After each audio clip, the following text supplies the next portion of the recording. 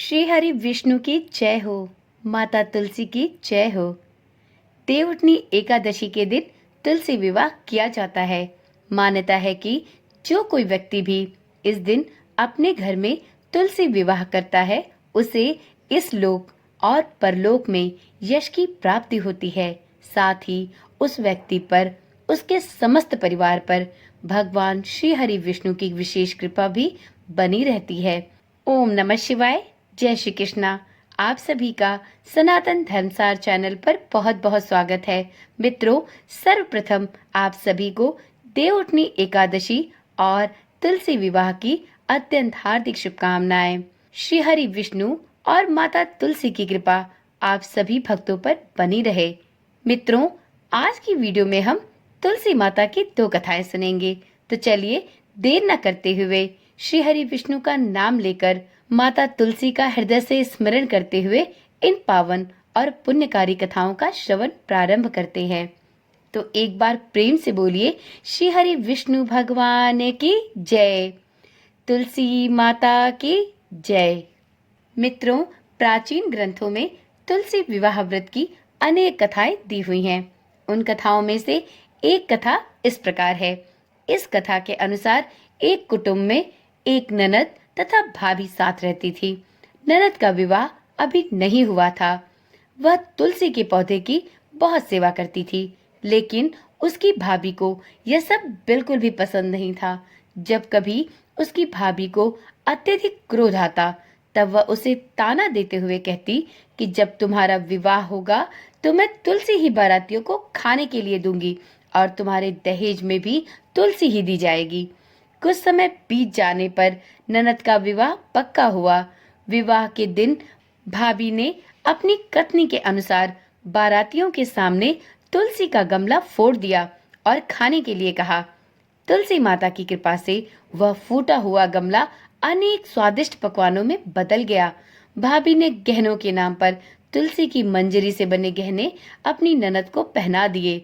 वह सब भी सुंदर सोने जवाहरात में बदल गए। भाभी ने वस्त्रों के स्थान पर तुलसी का जनेऊ रख दिया। वह रेशमी तथा सुंदर वस्त्रों में परिवर्तित हो गए। ननद की ससुराल में उसके दहेज की बहुत प्रशंसा की गई। यह बात भाभी के कानों तक भी पहुंची। उसे बहुत आश्चर्य हुआ। उसे अब तुलसी माता की पूजा का महत्व अच्छी प्रकार से समझ में आ गया। भाभी की एक लड़की थी। वह अपनी लड़की से कहने लगी कि तुम भी तुलसी की सेवा किया करो। तुम्हें भी अपनी बुआ की तरह ही तुलसी माता की कृपा प्राप्त होगी। वह जबरदस्ती अपनी लड़की से सेवा करने को कहती, लेकिन लड़की का मन तुलसी सेवा में नहीं लगता था। उसकी लड़की के बड़े होने पर उसके विवाह का जब समय आया, तब भाभी ने सोचा कि जैसा व्यवहार मैंने अपनी ननद के साथ किया था, वैसा ही मैं अपनी लड़की के साथ भी करती हूँ, तो यह भी गहनों से लद जाएगी और बारातियों को खाने में पकवान भी मिलेंगे। ससुराल में इसे भी बहुत मान सम्मान मिलेगा। यह सब बातें सोचकर वह बारातियों के सामने तुलसी का गमला फोड़ देती है, लेकिन इस बार गमले की मिट्टी मिट्टी ही बनी रहती है।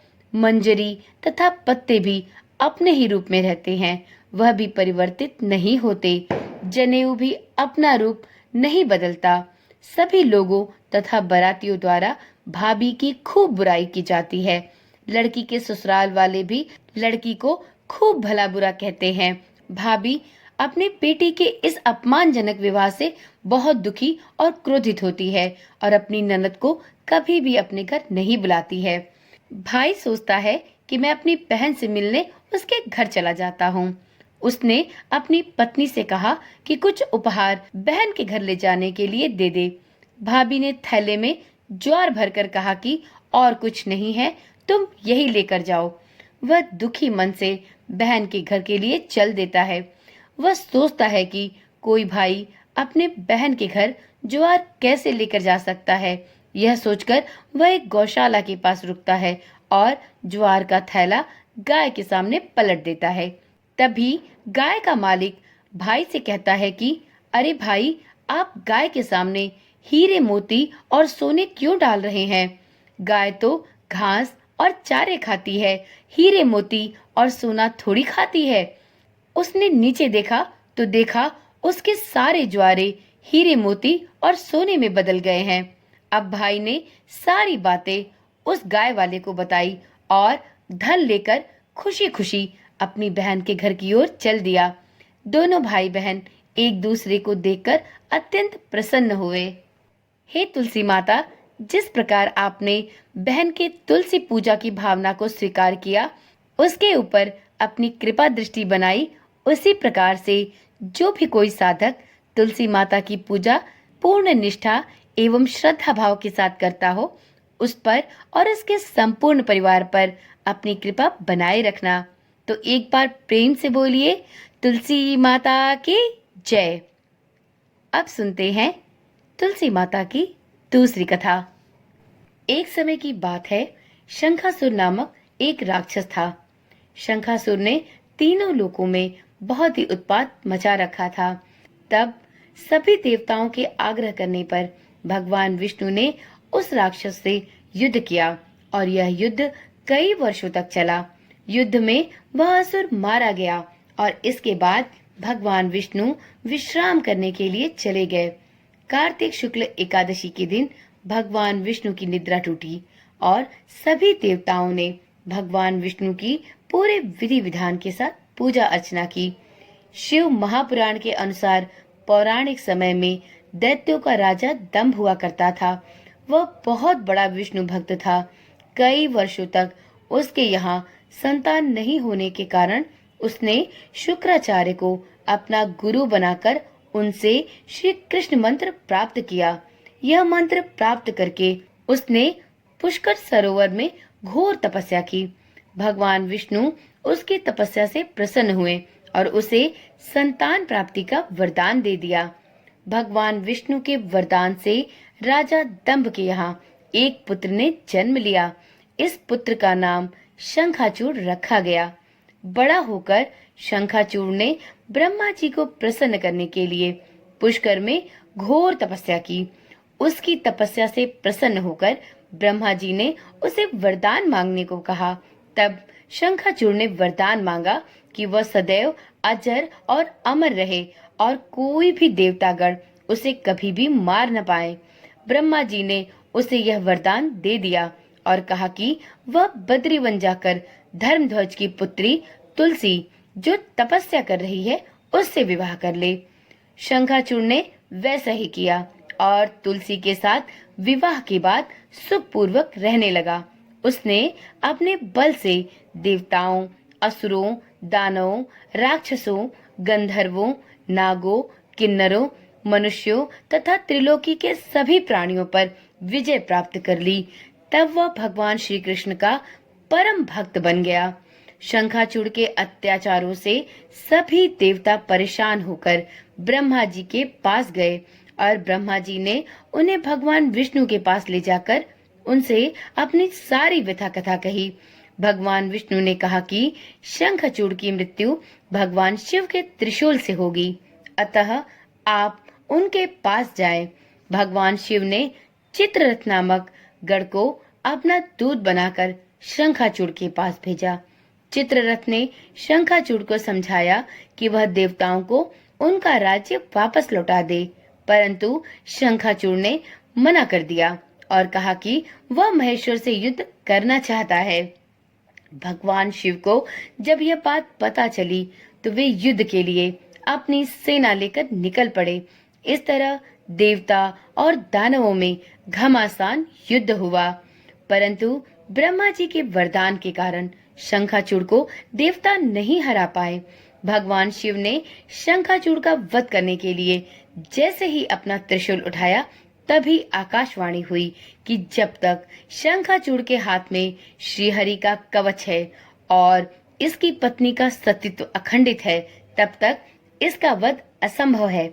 आकाशवाणी सुनकर भगवान विष्णु वृद्ध ब्राह्मण का रूप धारण कर शंखाचूड़ के पास गए और उससे श्रीहरि कवच दान में मांग लिया। शंखाचूड़ ने वह कवच बिना किसी संकोच के दान कर दिया। इसके बाद भगवान विष्णु शंखाचूड़ का रूप बनाकर उसकी पत्नी तुलसी के पास गए। शंखाचूड़ रूपी भगवान विष्णु ने तुलसी के महल के द्वार पर जाकर अपनी विजय होने की सूचना दी। यह सुनकर तुलसी बहुत प्रसन्न हुई और पति रूप में आए भगवान का पूजन किया। वह उनके साथ रमण किया। ऐसा करते ही तुलसी का सतीत्व खंडित हो गया और भगवान शिव ने युद्ध में अपने त्रिशूल से शंखाचूड़ का वध कर दिया। जब तुलसी को पता चला कि वे उनके पति नहीं हैं, बल्कि वे तो भगवान विष्णु हैं, तब तुलसी ने क्रोध में आकर कहा कि आपने छल पूर्वक मेरा धर्म भ्रष्ट किया है और मेरे सतीत्व को खंडित किया है। आपने मेरे पति को भी मार डाला।